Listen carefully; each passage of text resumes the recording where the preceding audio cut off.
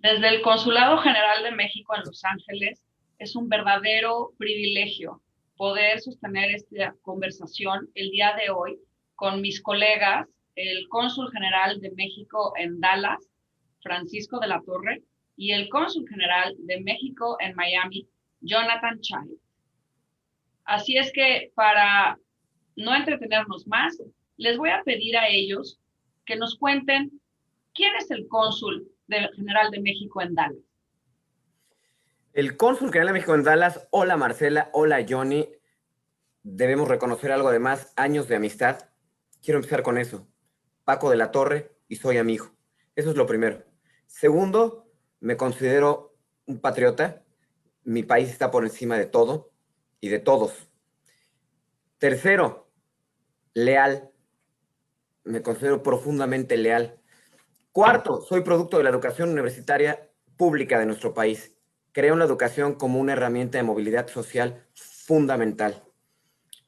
Cinco, creo que México tiene un potencial enorme que debemos juntos armónicamente de desarrollar.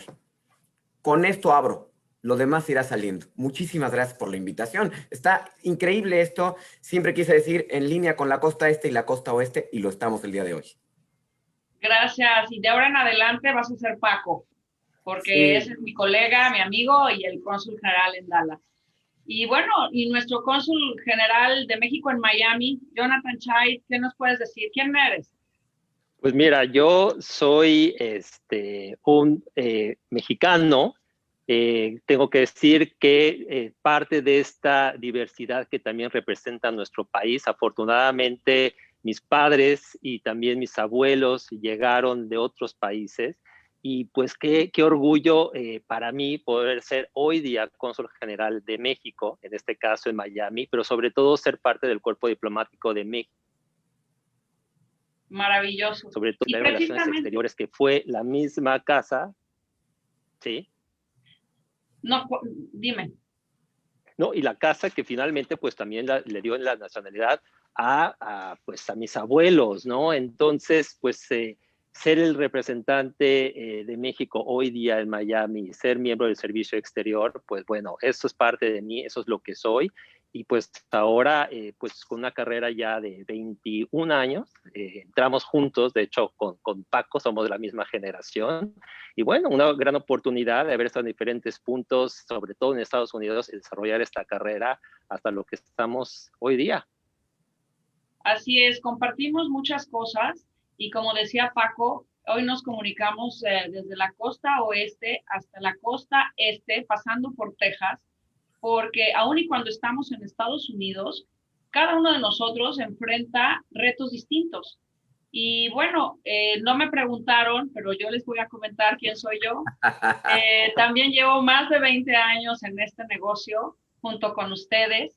La verdad ha sido un privilegio no solamente representar a México, pero sí encontrarme en el camino a profesionales como ustedes, como somos funcionarios de Estado. Pero algo que quiero enfatizar es que soy mujer y ese es, creo que, un elemento que me distingue de ustedes.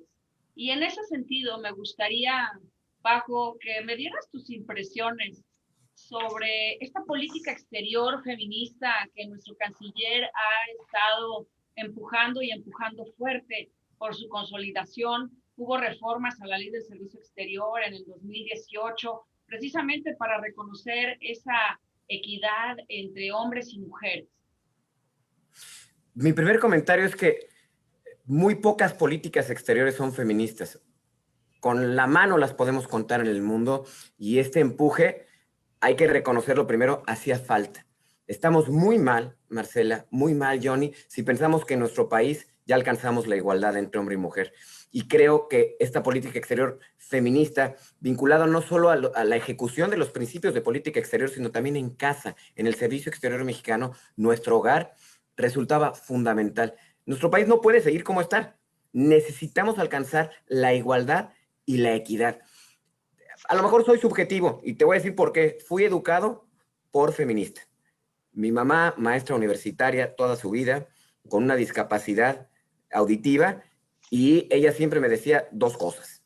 dos cosas. Primero, este desafío es menor, hay gente que tiene cosas más fuertes como reto. Y segundo, tu hermana y tú son igualitos, compañero, igualitos. Y así crecí. Creo que llegar a eso en el Servicio Exterior Mexicano y en la ejecución de nuestra política exterior era fundamental. Mi punto de vista, y no sé qué pienses, Johnny. Mira, a final de cuentas yo creo que esto es fundamental y yo creo que quiero retomar sobre todo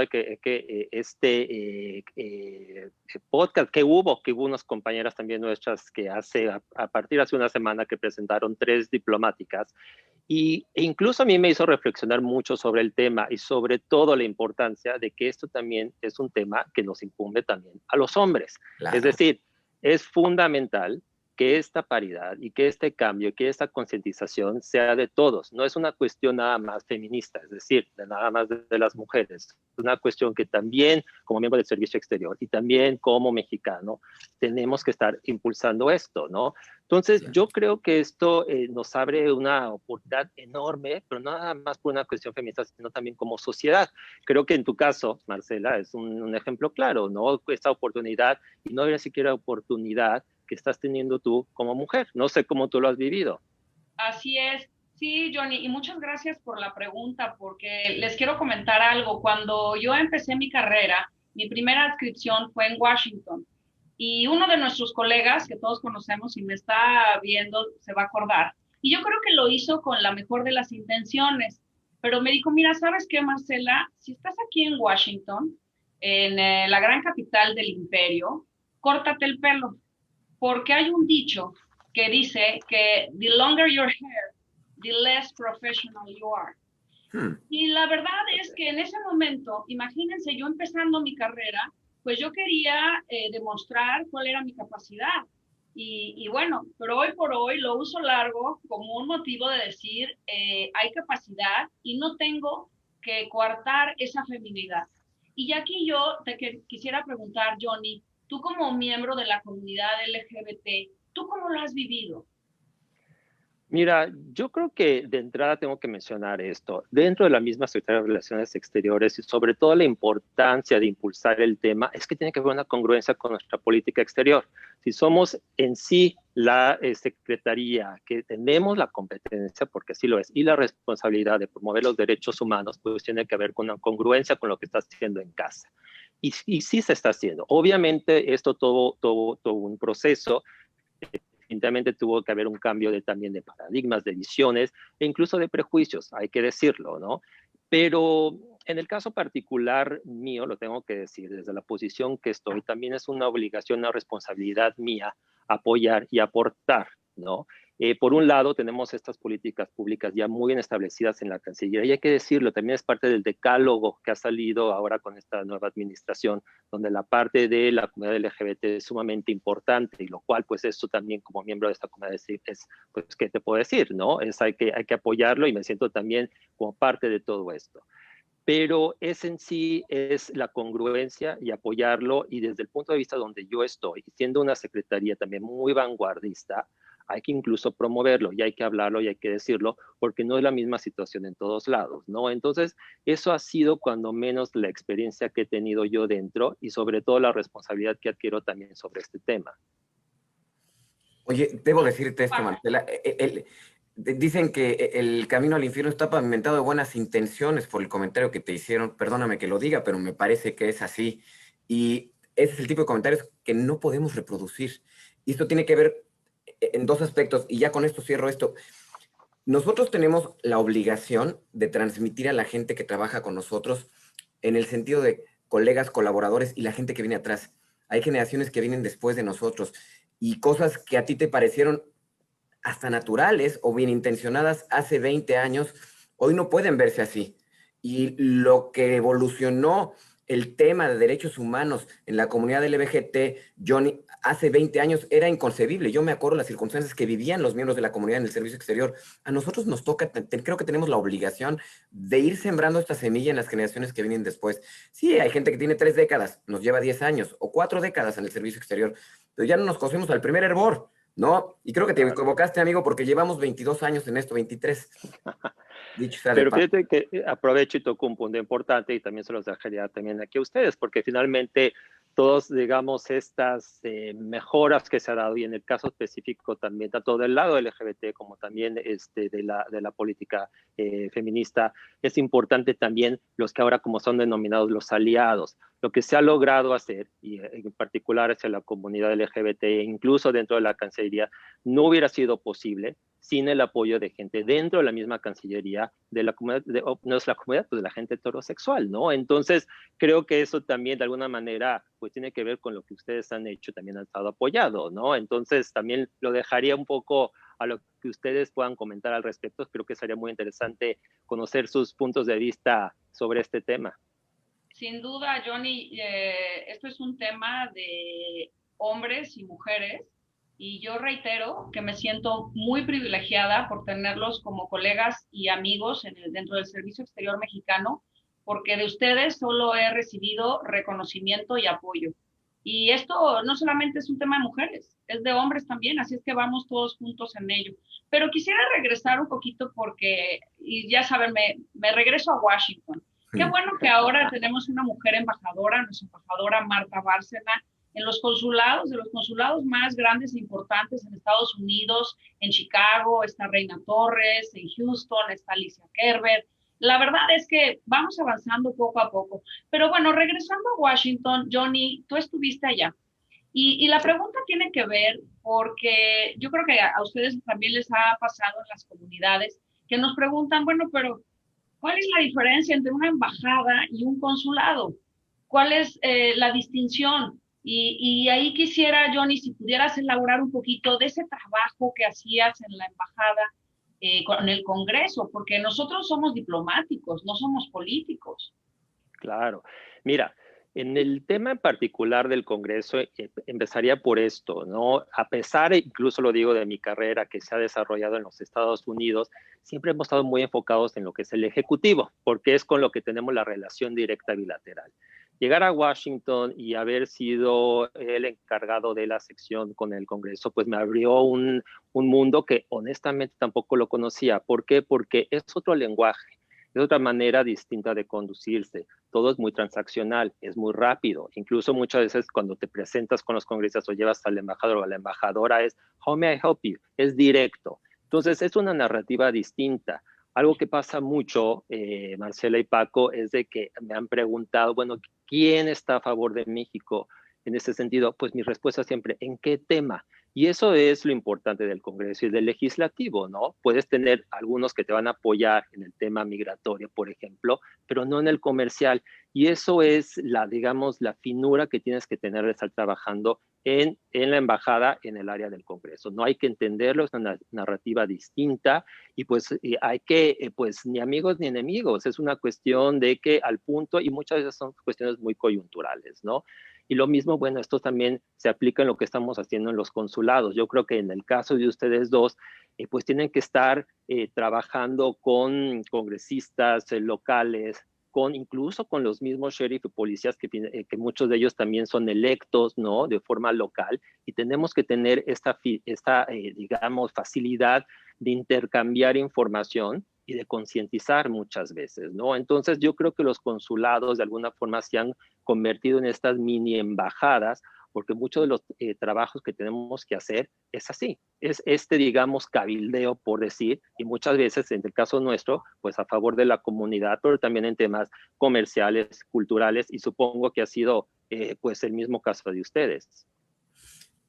Tengo un comentario, y no sé si coinciden, pero siempre se habla de esta diferencia entre políticos y diplomáticos de carrera.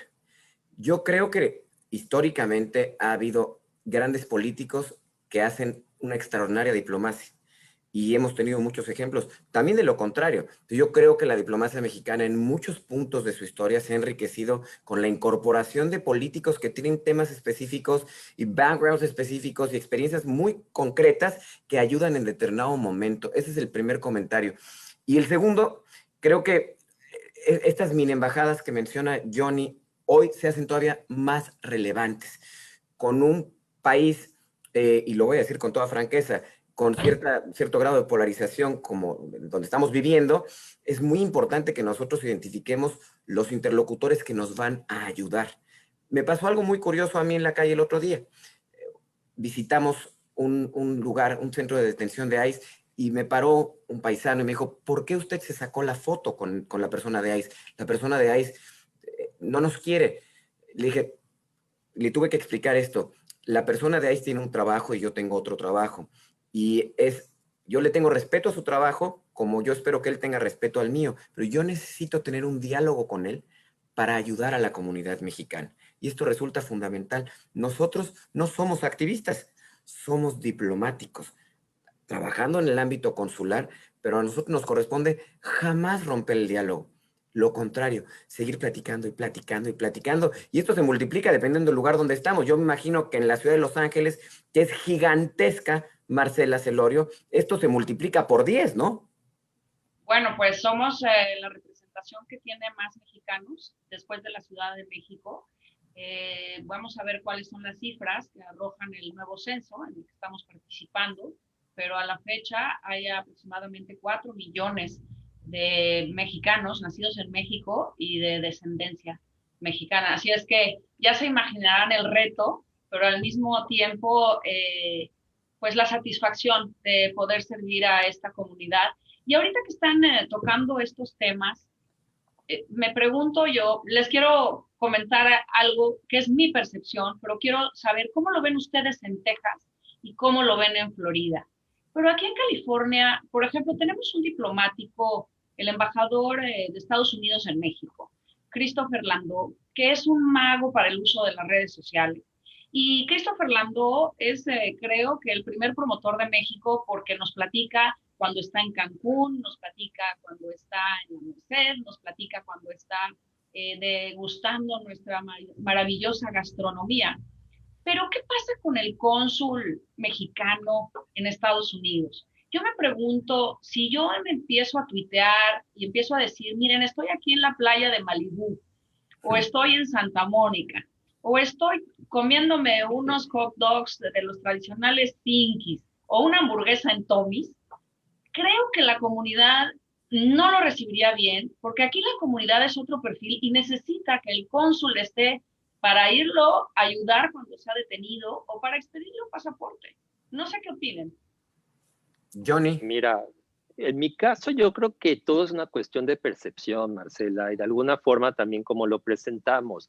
Definitivamente el embajador Landau pues ha sido una promoción y podemos decir incluso de diplomacia pública fantástica, pero también lo hacemos nosotros y yo creo que también a la forma en como lo hemos también elaborado nos da esa posibilidad a través de este mismo trabajo, incluso de las redes sociales, que bueno, el caso tuyo, Marcela, pues es casi pues la reina del Instagram, digamos, ¿no?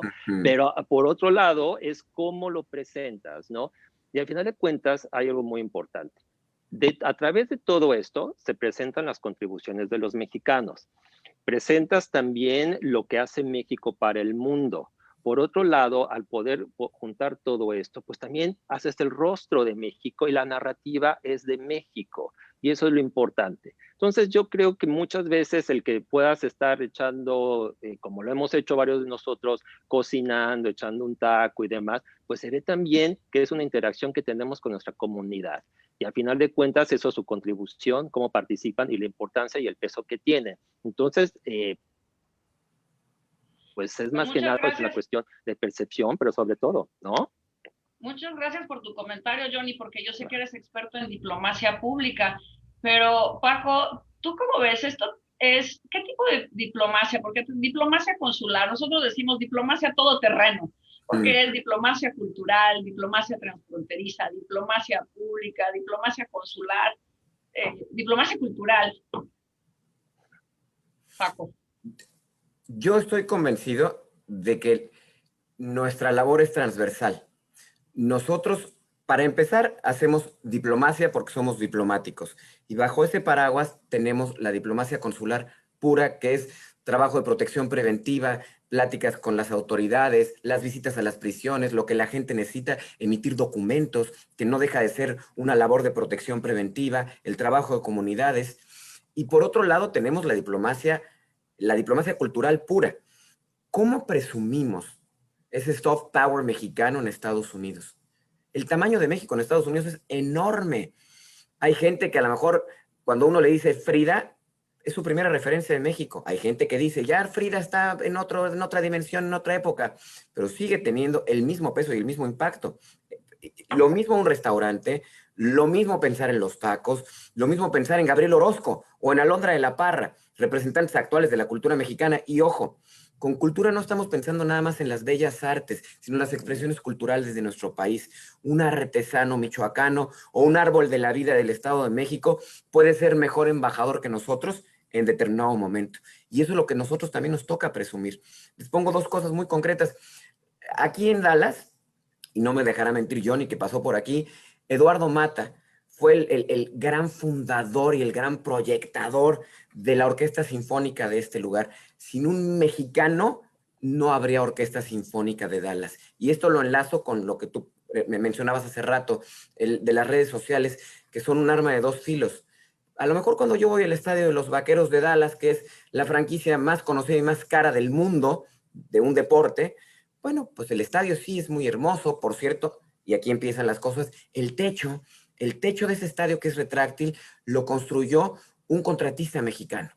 Manos mexicanas construyeron el estadio y hoy ese estadio funciona porque los trabajadores, más del 40% son de origen mexicano. Eso es lo que yo presumo del estadio de los Vaqueros. Me da mucho gusto que ganen, felicidades, pero son las contribuciones las que nosotros realzamos. Y yo no sé si te pasa también lo mismo en Los Ángeles. A veces pienso yo, Marcela, tú ahí tienes una cuna y una barbaridad de talentos mexicanos, artistas, músicos. ¿Cómo lo manejas esto? ¿Cómo lo ves? ¿Cómo lo atesoras y cómo lo proyectas? Fíjate que ha sido una gran experiencia estar en Los Ángeles, precisamente la cuna de la industria cinematográfica y de todas las artes escénicas, ¿no? Bueno, la misma Ópera de Los Ángeles fue fundada por Plácido Domingo, pero fíjense que en medio de la pandemia, lo que hemos hecho, precisamente como ya habíamos comentado, hemos hecho mano de las plataformas sociales y lo que he particularizado es ese acercamiento con esa parte de la comunidad que no es tan vista como otros que ya son famosos en Hollywood. Por ejemplo, hay un gran número de jóvenes mexicanos que vinieron acá porque quieren un lugar precisamente en Hollywood, en este lugar. Y bueno, nosotros a través del uso del Instagram, de Facebook, del Twitter, es como hemos podido construir esta comunicación y que se ha profundizado en medio de la pandemia. Entonces, para nosotros, en medio de la pandemia, los héroes que hemos advertido son los héroes, los trabajadores agrícolas. Por supuesto que están en el sector salud, por supuesto que están en el sector servicios, en el sector hospitalidad, en el de la industria, en la construcción, pero para nosotros los trabajadores agrícolas son los más importantes y a través de las redes sociales lo que hemos hecho es una campaña junto con el apoyo de Cemex USA, por ejemplo, y la organización de Heart of LA de las artes, es promover un concurso de pintura a través del cual, además del lobby que se está haciendo en Washington para que se reconozcan sus derechos, además de exigirle al empleador que les dé material de protección personal, el agradecimiento, la gratitud que todos nosotros les debemos a los héroes nacionales. Y aquí me gustaría preguntarles en la Florida, Johnny, en Texas, Paco, ¿cómo están ayudando ustedes a los trabajadores esenciales que en esta pandemia han probado ser nuestros verdaderos héroes? Mira, en el caso, y rápidamente nada más un comentario de lo que es así, por eso es bien importante la diplomacia pública, eso es el punto, es pública porque se integran nuevos actores, se le da la presencia de esos nuevos actores que como tú bien mencionas probablemente no se conocen y por eso se da esa amplitud y se hacen parte de toda una representación. Entonces, pues remarco eso, ¿no? En cuanto a lo que preguntas, definitivamente algo que ha sido fundamental para el consulado aquí en Miami, en el sur de la Florida, es todos los trabajadores agrícolas. Muchos de ellos son trabajadores temporales, lo cual eso quiere decir que constantemente están en movimiento, ¿no? Entonces, eso ha sido como nuestro foco de atención. Hemos llegado a las zonas, por ejemplo, en Homestead, que es un área rural, o también, digo estos lugares porque, bueno, estoy yo aquí ahora en Florida, o en Immokalee, donde tenemos que estar muy pendientes de lo que está pasando con los trabajadores agrícolas temporales, sobre todo, uno, en sus derechos, dos, en este contexto de la pandemia, cómo se está llevando a cabo, pues, todo el contexto de salud para ellos. También la cuestión de sus familias, si están llevando a cabo toda la cuestión médica, es que es fundamental en estos días, sobre todo porque están muy expuestos, ¿no? Entonces, nosotros hemos llevado un control, cada vez tenemos acercamiento mayor, y aquí es bien importante, ¿no? Yo creo que tener este contacto con los líderes comunitarios, que son los que también nos van diciendo lo que ocurre, son nuestros ojos dentro de todo este sector, para que nosotros, donde nos compete como consulado, poder apoyar, ¿no? Entonces, obviamente, sumamente involucrados con toda la cuestión de la alimentación a través de estas cosas fantásticas que tenemos los consulados, ¿no? Que como es la Semana Binacional de Salud, como es la Semana de Derechos Laborales, que nos permite realmente tener acceso a las comunidades, sobre todo atenderlas, que eso debe ser la prioridad en el contexto de la pandemia, con mayor razón. No, me supongo que igual contigo, allá, Paco. Muy similar, y yo te diría que Hércules no era el hombre más fuerte, sino el que más amigos tenía. Creo que toda la experiencia acumulada de los consulados y los aliados en diversas trincheras nos permiten llevar, primero, lo que me parece que es el reto fundamental, que es información a nuestros trabajadores esenciales. Yo tengo Amarillo, que me queda 7 horas, y además en la cuarentena no podíamos ni viajar. Para nosotros fue fundamental que nuestras manos para operar allá fueran los líderes comunitarios que nos pusieron las antenas inmediatamente en el tema, por ejemplo, del el COVID en diversas plantas de procesamiento de carne y de pollo. A través de ellos fue que supimos de estos casos y pudimos procesar y pudimos ayudar otro tipo de aliados. ¿Cómo ayudar a la gente que había perdido empleo de manera indirecta? El Distrito Escolar de Dallas es el distrito bilingüe más grande del país. Son más de 150,000 alumnos en la primaria, ¿no? En el elementary. Y a través de las empresas mexicanas de la industria del alimento que tienen presencia aquí en Estados Unidos y que tienen su sede corporativa en Dallas, La Moderna, Lala, Bimbo, Maseca, y me falta una, y Arca Continental. A través de esas 5 empresas pudimos hacer donaciones masivas que hubiera sido imposible para el gobierno de México donar, si no hubiera sido por ellos. De manera tal que pudimos dotar de alimento a más de 150,000 familias de la comunidad en Dallas por bastante tiempo. Y ojo, el 81% de todos los niños inscritos en el Distrito Escolar de Dallas son de origen hispano. Pregúntenme ustedes en un pastelito cuántos son de origen mexicano. Estamos ayudando a nuestra comunidad y así lo estábamos haciendo de una manera muy directa y por supuesto también, como tú lo mencionaste, con estos programas institucionales que tenemos en toda la red consular, que no son exclusivos de una costa o de otra ni del centro, que todos le entramos parejo, porque además tenemos la experiencia institucional y la coordinación de las autoridades centrales que resulta fundamental. Marcela, ¿tú?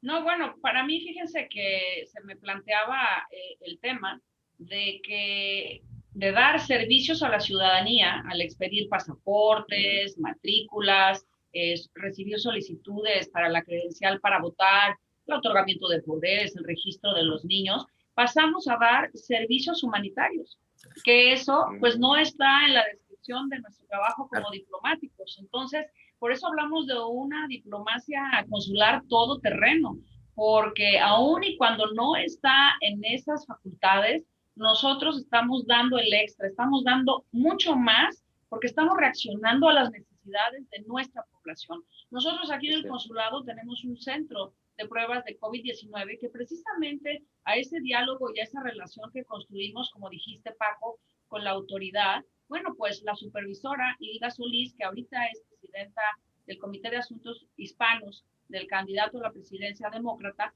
bueno, pues ella nos llamó y nos dijo, necesito un espacio, el consulado se puede habilitar para ello, y realmente fue todo un reto, pero lo conseguimos. Claro, es que eso es otra Fíjate, cosa. y si me permiten en esto, perdón, Dale, algo dale, que dale, Johnny, rápidamente, dale. y sí tengo que decirlo, y me siento muy orgulloso que qué fantástico es la capacidad de reacción de la red consular y la facilidad con la que evoluciona inmediatamente. Entonces, Eso es algo fantástico que tenemos en la red consular, ¿no? Que ante esas situaciones tan complejas como fue la pandemia, inmediatamente hubo una reacción, ¿no? Entonces, obviamente, dirigido desde la Cancillería, con muy buena políticas como muy claras, pero inmediatamente los 50 consulados tuvimos que actuar y hemos podido evolucionar y reaccionar. Y hoy por día, como comentan, pues ya estamos haciendo pruebas de COVID, cosa que probablemente hace unas semanas no se hubiera pensado, ¿no? Entonces, esa es como bien dice, somos todoterreno. Hay que entrarle y hay que adaptarse y hay que reaccionar porque pues tenemos que atender a mucha gente y pues esa es nuestra prioridad y esa es nuestra función. Yo sumaría en esta reacción que hemos tenido y en este todoterreno también a la embajada, nuestra embajada en Washington, porque han Claro. tenido que entrarle también probablemente a funciones de coordinación que anteriormente no tenían de manera tan directa, pero que ha resultado esencial, ¿eh? Este programa que yo les comentaba de la donación de alimentos, si bien se da aquí por primera vez, se replicó en otros lugares gracias a la coordinación de la embajada. Y a lo mejor no hubiéramos pensado nunca en donación de alimentos hace un año, porque nadie nos habría dicho que estábamos hoy en esta circunstancia. El COVID cambió muchas cosas y yo creo que vamos hacia una nueva normalidad, esta evolución. Las cosas ya no son las mismas, pero tampoco van a volver a ser. Que nosotros pensemos eso sería un error, en mi opinión, muy sincero.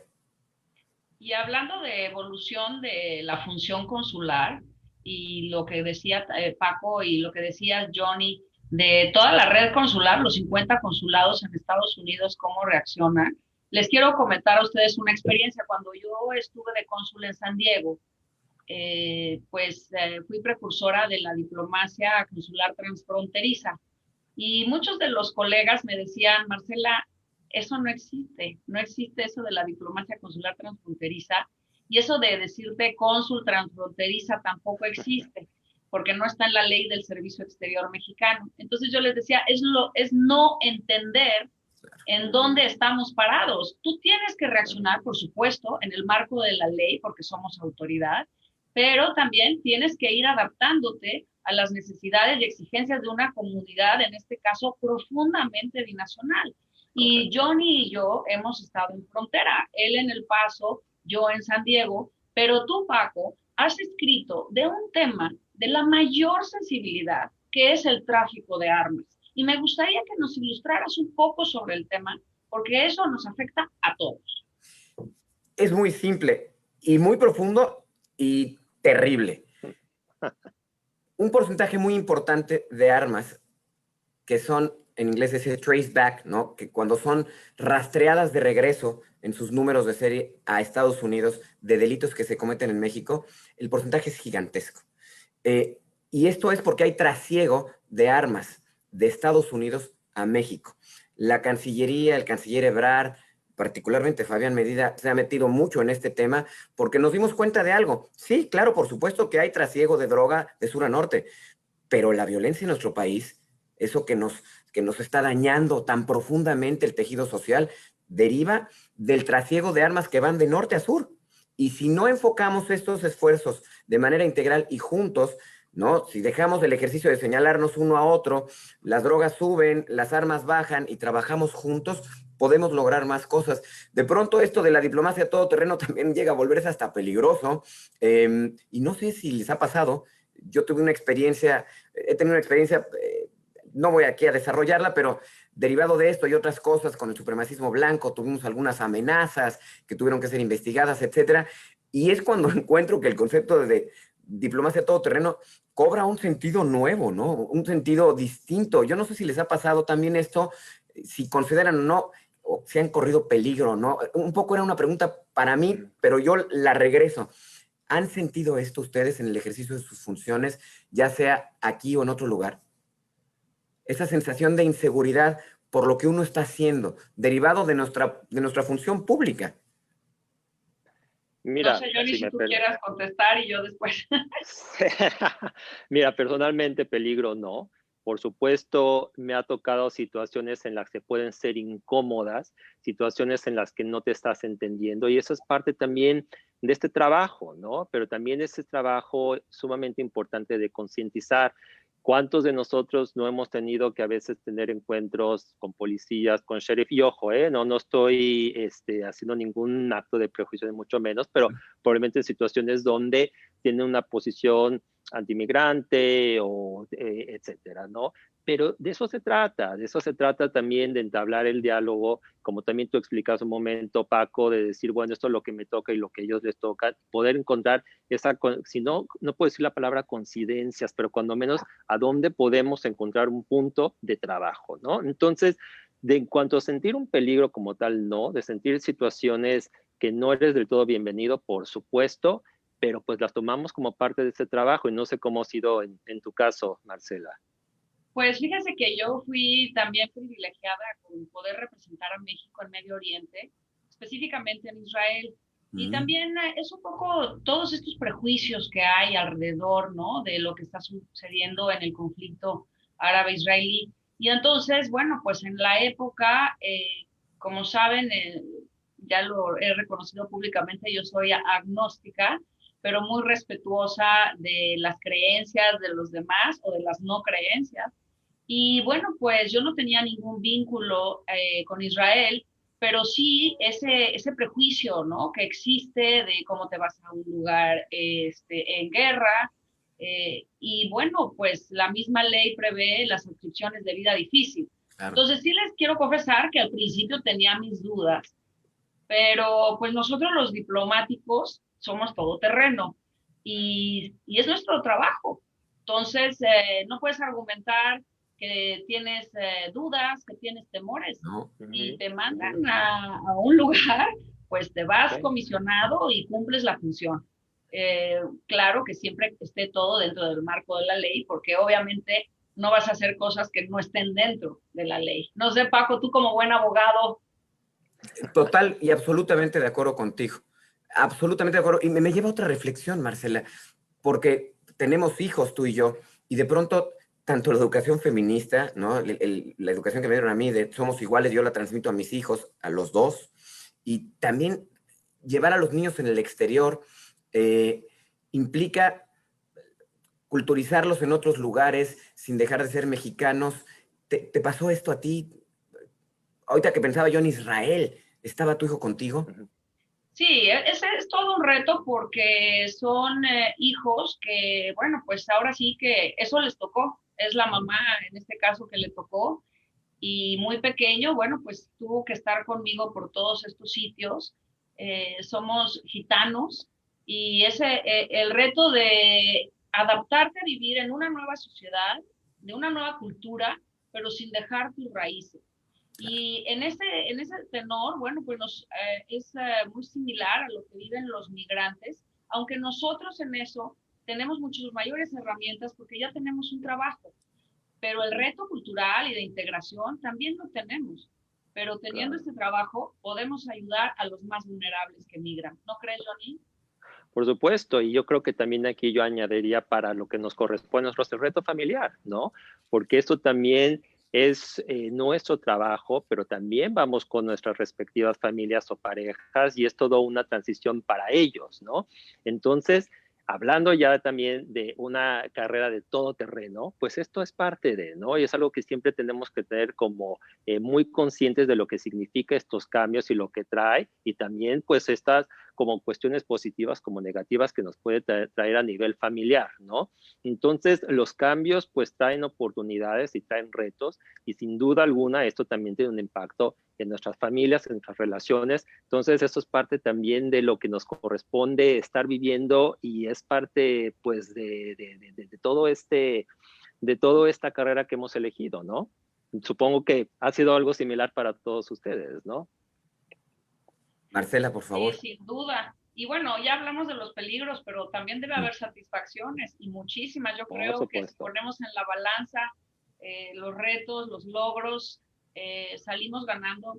Ya de entrada, como ustedes dos apuntaban al principio y que coincidíamos los tres, el privilegio de representar a México.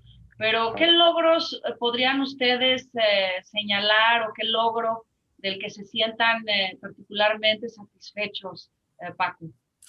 Mira, dato demográfico y entro.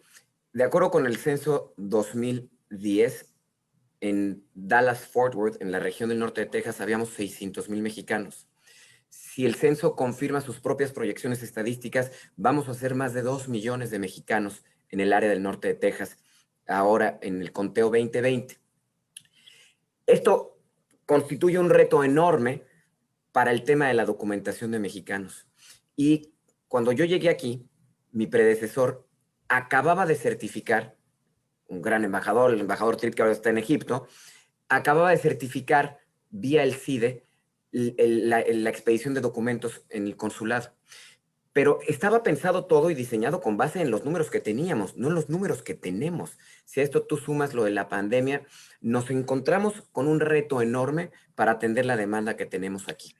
La principal demanda de servicio aquí ha sido la expedición de documentos. Hemos tenido que multiplicarnos de 7 de la mañana a 7 de la noche trabajando, con jornadas sabatinas para poder atender la demanda tan alta que tenemos y que además, reitero, la tenemos certificada. Para mí es un orgullo que hayamos podido mantener con los números de demanda la atención del servicio. Esa es una de las partes más importantes. La otra, en materia comunitaria, ha habido 2 o 3 eventos que han marcado mi gestión aquí. Cuando fue el terremoto en México, fue muy fuerte la unión que hubo aquí, independientemente de ideologías, para poder hacer una sola unidad y enviar víveres y donaciones a México. Ha sido de lo más emotivo que me ha tocado vivir a mí aquí en Dallas. Y un tercer punto ahora con la pandemia es cómo llegamos a la gente que no podemos movilizarnos para ayudarla. Eso ha constituido un reto. Y en último, y con esto termino, las redadas. Nos tocó la redada histórica más grande que ha tenido Texas en su historia, y la posibilidad de trabajar con aliados y poder darle la mano a alguien que está saliendo de un centro de detención y que se va a reencontrar con su familia, a mí me emociona profundamente, porque es gente que viene a este país buscando un mejor futuro para sus hijas y para sus hijos, y en el camino contribuyen enormemente, Marcela y Johnny. Es la gente que hace girar la rueda de la economía de Texas y de este país, y su único delito es ese, el migratorio. En lo demás, no hay nada. Es impecable lo que hace esta gente y cómo hacen girar, esenciales o no esenciales como trabajadores, la rueda económica de este país. Saber que les podemos ayudar, se me hace un nudo en la garganta de la emoción. Perdón. Adelante, Johnny. Pues mira, yo creo que más que los logros ha sido todo este aprendizaje a través de estos 22 años, como bien me corrigió. 22, ¿verdad, Paco? Sí. Sí, bueno, 22 años, ¿no? Si bien, por ejemplo, tuve la gran oportunidad de haber sido, digamos, el encargado del tema cultural en San Francisco, con mayor orgullo fui el agregado cultural en El Paso. Y es lo que tú decías, haber trabajado en la frontera y haber puesto a El Paso y haber puesto a México en la frontera como un espacio importante de lo que todo el mundo denomina como nuestra trinchera. Y no es nada más una cuestión de los temas como hablamos de protección o documentación, también una cuestión cultural, y ahí es donde tiene que empezar, ¿no? Increíble haber estado también en Dallas y cuando fue toda la cuestión de DACA y se inició, y más que nada, más de los logros fue haber podido colaborar con estos jóvenes DACA, conocerlos a ellos, conocer su forma de pensar, cómo hablaban en inglés, finalmente cuáles son sus raíces mexicanas, pero todo su resiliencia. Y bueno, eso es un ejemplo enorme, cuando menos para mí como persona y también como diplomático. Y pues ya no, ni qué decir, pues ahora aquí en Miami, esta oportunidad que tuvimos también dentro del contexto de la pandemia, muy complicado cuando tuvo que hacer las repatriaciones de más de 70 cruceros, pues gente que tendríamos que repatriar a México, pero el consulado, y cuando me refiero al consulado es todo mi equipo, hizo un trabajo excepcional, sí, rápido y realmente con situaciones muy complejas. Y bueno, pues ahora creo que también lo que más me queda para mí en esto es aquellos logros anónimos, ¿no? Como bien decía Paco, aquellas personas que tú lo puedes apoyar en el momento que le puedes dar un documento, aquella persona que tiene un problema y lo puedes sacar del problema y ayudarlo en el área de protección. Entonces, estos años es lo que me ha dado y esos son los logros con los que me quedo, pero sobre todo con mucha satisfacción y espero que todavía un buen rato para seguirle dando, Marcela. Sí, y sin duda, como ustedes dicen, estos logros pues son de todos los que trabajamos en esto, es siempre una labor de equipo.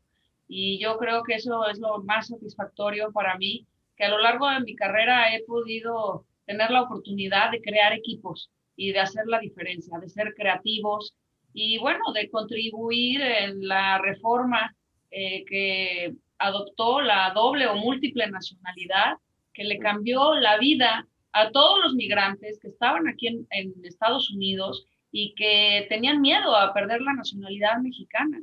Y el reconocer que aún y cuando tengas esa nacionalidad puedes adoptar otra u otras, en este caso la estadounidense, bueno, pues ese es un gran logro. Y recientemente, pues de la diplomacia transfronteriza, diplomacia consular transfronteriza, que responde a una realidad.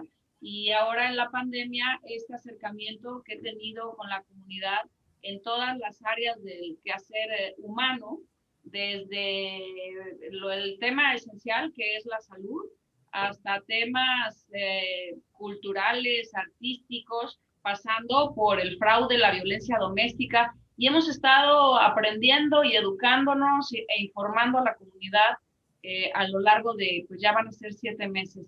Y bueno, pues continuamos, pero se nos va a acabar el tiempo. Le quiero agradecer al Canal 22 la oportunidad de pues poder conversar y de conocer más a los cónsules de Dallas, de Miami, que también conozcan del trabajo de Los Ángeles.